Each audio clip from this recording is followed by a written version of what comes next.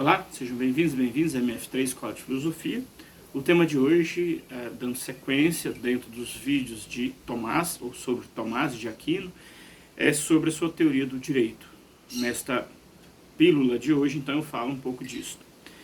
Em Tomás, o homem é racional e, por esta natureza, ele consegue perceber o fim das coisas. Então, nesse sentido, nós vamos observar que a ideia de lei em Tomás de Aquino vai nos ligar à ideia de direito natural, de direito naturalista, ou direito natural.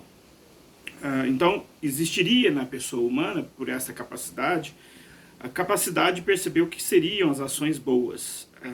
Os homens, então, por possuírem uma racionalidade, conseguiriam, por esta natureza, perceber o fim das coisas, o propósito das coisas na realidade.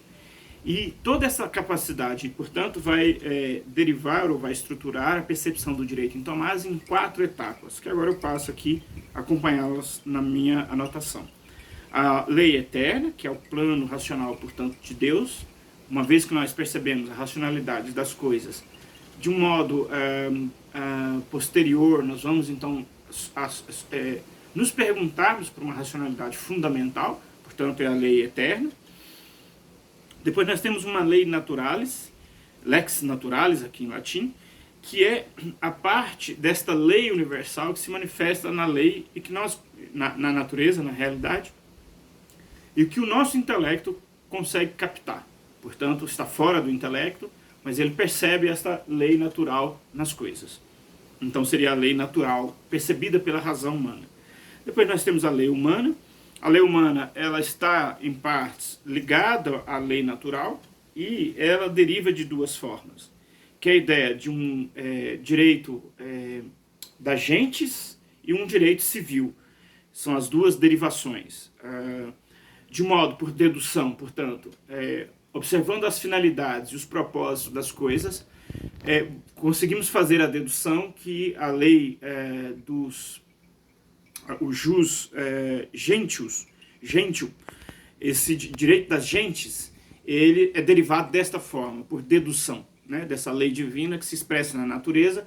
Nós conseguimos então daí derivar a lei individual. Nós teríamos depois, por um outro movimento, por uma outra forma, a lei civilis, lex civilis, ou jus civilis, melhor dizendo, a justiça que está ligado a um contexto mais histórico, mais comunitário, etc. Essas 2 modalidades acabam se complementando.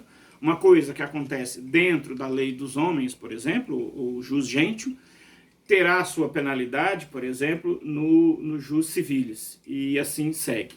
São 2 formas, portanto, de produzir um ordenamento jurídico baseado os 2 nessa ideia de que a natureza revela à nossa racionalidade uma lei natural. E é daí que nós derivamos. Isso é fundamental.